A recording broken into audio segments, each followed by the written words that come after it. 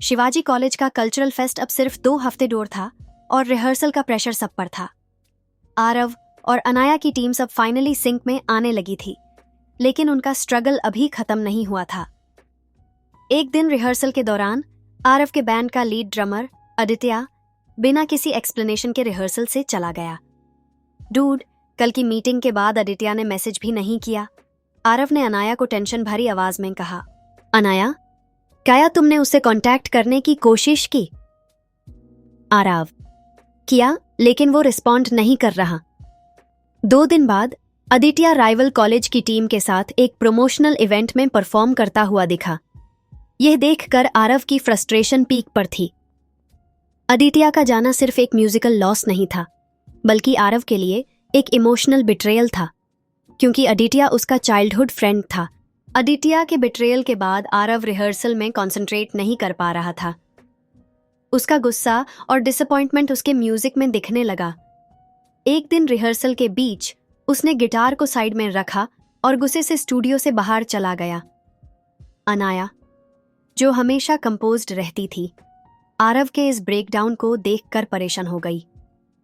उसने आरव को फॉलो किया और कॉलेज के रूफटॉप पर उसे कन्फ्रंट किया। आरव, तुम इस तरह गिव अप नहीं कर सकते। तुम्हारी टीम तुम पर डिपेंड करती है, अनाया ने कहा। आरव, क्या टीम? अनाया, आदित्य के बिना मेरा बैंड इनकम्प्लीट है। वो मेरा सबसे क्लोज दोस्त था और उसने मुझे धोखा दिया। अनाया ने आरव के पास जाकर कहा, शायद तुम्हारा बैंड इनकम्प्लीट हो, लेकिन तुम नहीं हो। तुम्हें अपने आप पर और अपनी टीम पर भरोसा करना होगा। आरव, जो अपने इमोशंस को कभी ओपनली एक्सप्रेस नहीं करता था, उस मोमेंट में वल्नरेबल फील कर रहा था। अनाया की बातें उसके लिए एक रिमाइंडर थी कि वो सिर्फ एक म्यूजिशियन नहीं, बल्कि एक लीडर भी है।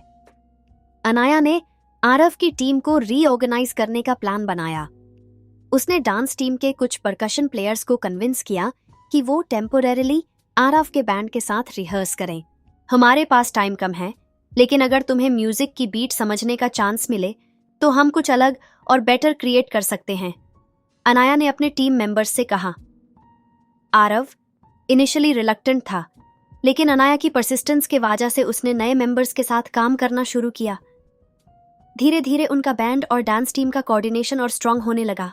एक इंटर कॉलेज कंपटीशन के ड्यूरिंग आरव और अनाया का सामना राइवल टीम के लीडर कबीर से होता है।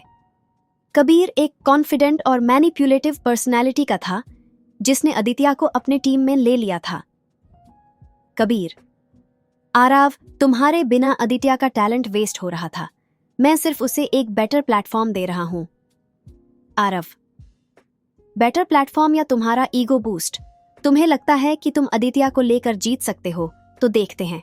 अनाया ने आरव को काम करते हुए कहा, हमें उनकी बातों से डिस्ट्रैक्ट होने की जरूरत नहीं।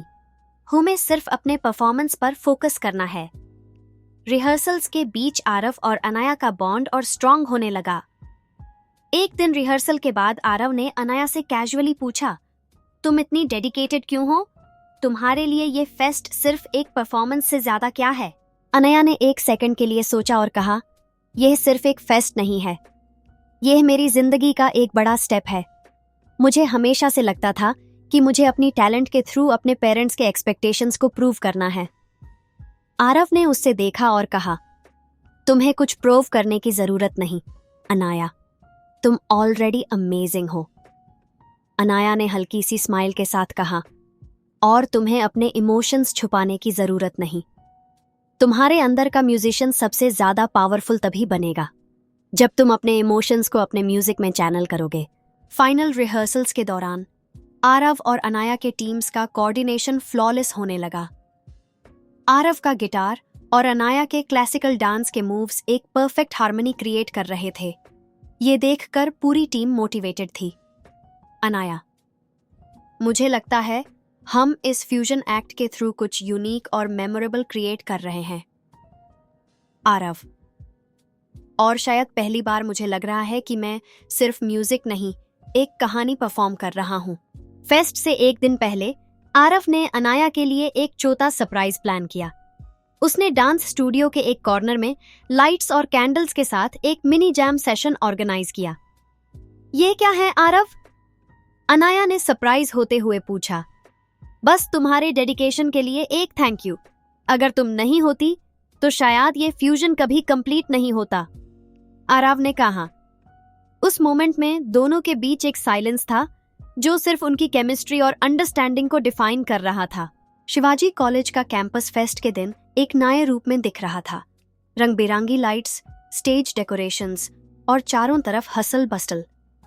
हर टीम अपनी बेस्ट परफॉर्मेंस के लिए रेडी थी और अनाया और आरव की फ्यूजन एक्ट सबसे ज्यादा एंटिसिपेटेड थी। परफॉर्मेंस के एक दिन पहले बैक स्टेज का माहौल काफी टेंस था। अनाया अपने मुद्रास को परफेक्शन तक ले जाने की प्रैक्टिस कर रही थी, जबकि आरव अपने गिटार कॉर्ड्स को फाइन ट्यून कर रहा था। पूरी टीम के अंदर एक अजीब सा प्रेशर और एक्साइटमेंट का मिक्स था। अनाया, तुम ओवरथिंक कर रही हो, आरव ने उसे प्रैक्टिस के बीच रोकते हुए कहा। और तुम अंडरथिंक कर रहे हो, अनाया ने काउंटर किया, लेकिन उसकी स्माइल उसके टेंशन को छुपाने की कोशिश कर रही थी। रिलैक्स, कल सब परफेक्ट होगा, आरव ने कॉन्फिडेंस के साथ कहा। जब सब कुछ स्मूथ लग रहा था, तभी राइवल टीम के लीडर कबीर ने एक और चाल चल दी। उसने डिलिबरेटली अनाया की टीम के कॉस्ट्यूम्स को डैमेज कर दिया और परफॉर्मेंस के लिए सिर्फ एक रात बची थी। आरव, ये सैबोटाज है, अनाया ने गुस्से में कहा जब उसने रिप्ड कॉस्ट्यूम्स देखे। हमें उन लोगों के लेवल तक गिरने की जरूरत नहीं, आरव ने काल्मली कहा। अनाया के लिए ये बात एक्सेप्ट करना मुश्किल था, लेकिन आरव का कॉन्फिडेंस देखकर उसने एक डीप ब्रेथ लिया। एक प्लान है, आरव ने मस्कुरेट हुए कहा। आरव और अनाया ने अपने बजट और रिसोर्सेज के साथ कुछ नया क्रिएट करने का डिसाइड किया। पूरी टीम ने कॉस्ट्यूम्स के लिए DIY do it yourself approach अपनाया। ये कॉस्ट्यूम्स सिर्फ एक वर्क अराउंड नहीं, बल्कि एक क्रिएटिव स्टेटमेंट बनेंगे, अनाया ने एनकरेज किया। रात भर की मेहनत के बाद उन्होंने अपने आउटफिट्स को एक यूनिक फ्यूजन स्टाइल में रिडिजाइन किया, जो उनकी परफॉर्मेंस के थीम से परफेक्टली मैच करता था। फेस्ट के दिन ऑडिटोरियम फुल हाउस था। सब टीम्स अपने आप से बेस्ट परफॉर्म कर रही थी और एटमॉस्फेयर एनर्जेटिक था। आरव और अनाया की टीम का टर्न लास्ट में था और सब उनके एक्ट का इंतजार कर रहे थे। बैक स्टेज आरव ने अनाया को देखा, जो स्टेज पे जाने से पहले डीप ब्रेथ्स ले रही थी। सब ठीक होगा अनाया, तुम जितनी परफेक्शन चाहती हो उससे ज्यादा अमेजिंग होने वाला है, आरव ने उसके शोल्डर पर हाथ रखते हुए कहा। अनाया ने हल्का सा स्माइल किया और कहा, और तुम जितने चिल लगते हो उसे ज्यादा नर्वस हो, आरव ने लाफ करते हुए कहा। Point taken. परफॉर्मेंस शुरू होती है आरव के गिटार की सॉफ्ट नोट्स से, जो ग्रेजुअली अनाया के क्लासिकल डांस के मूव्स के साथ सिंक्रोनाइज होती है। बैकग्राउंड में टीम का म्यूजिक और अनाया की ग्रेस एक परफेक्ट हार्मनी क्रिएट करते हैं। एक्ट के बीच आरव एक सरप्राइज एलिमेंट ऐड करता है, एक सोलफुल वोकल सेगमेंट जो क्राउड को मेस्मराइज कर देता है। अनाया, जो आरव के स्पॉन्टेनियस नेचर से वकीफ हो चुकी थी, उस मोमेंट को ग्रेसफुली हैंडल करती है और दोनों के बीच की केमिस्ट्री स्टेज पे चमक उठी। पूरी ऑडिटोरियम में सिर्फ क्लैप्स और चीयर्स सुनाई दे रहे थे। परफॉर्मेंस खत्म होने के बाद दोनों ने एक दूसरे को देखा और उनकी आंखों में एक सैटिस्फैक्शन और अचीवमेंट का एहसास था। जब विनर्स अनाउंस होते हैं, आरव और अनाया की टीम को बेस्ट फ्यूजन एक्ट के अवार्ड से नवाजा जाता है। आरव, हम जीत गए, अनाया ने एक्साइटमेंट से कहा। हम दोनों ने मिलकर यह जीता है, आरव ने कैजुअली रिप्लाई दिया, लेकिन उसकी स्माइल उसकी खुशी को छुपा नहीं पाई। पोस्ट इवेंट सेलिब्रेशन के दौरान अनाया और आरव एक क्वाइट कॉर्नर में बैठकर अपने जर्नी के बारे में बात करते हैं। आरव, तुमने मुझे दिखाया कि लाइफ सिर्फ परफेक्शन नहीं, एंजॉयमेंट के बारे में भी है, अनाया ने सॉफ्ट टोन में कहा। और तुमने मुझे सिखाया कि पैशन के बिना टैलेंट कुछ भी नहीं, आरव ने रिप्लाई दिया। उस मोमेंट में उनके बीच का बॉन्ड सिर्फ एक दोस्ती तक लिमिटेड नहीं था, दोनों एक दूसरे के दिल के करीब आने लगे थे। जब सब कुछ परफेक्ट लग रहा था, तभी आरव को एक प्रेस्टीजियस म्यूजिक एकेडमी से एक सरप्राइज कॉल आता है, जो उसे एक ऑडिशन के लिए इनवाइट करता है। ये एक अपॉर्चुनिटी थी जो उसका सपना पूरा कर सकती थी, लेकिन इसका मतलब उसे कॉलेज फेस्ट के बाद सिटी छोड़नी पड़ती। अनाया के लिए यह न्यूज़ एक मिक्स्ड फीलिंग लेकर आई।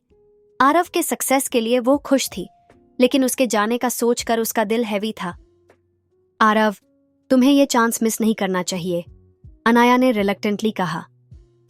पर मैं तुम्हें और ये कैंपस छोड़ना नहीं चाहता, आरव ने हॉनेस्टली कहा।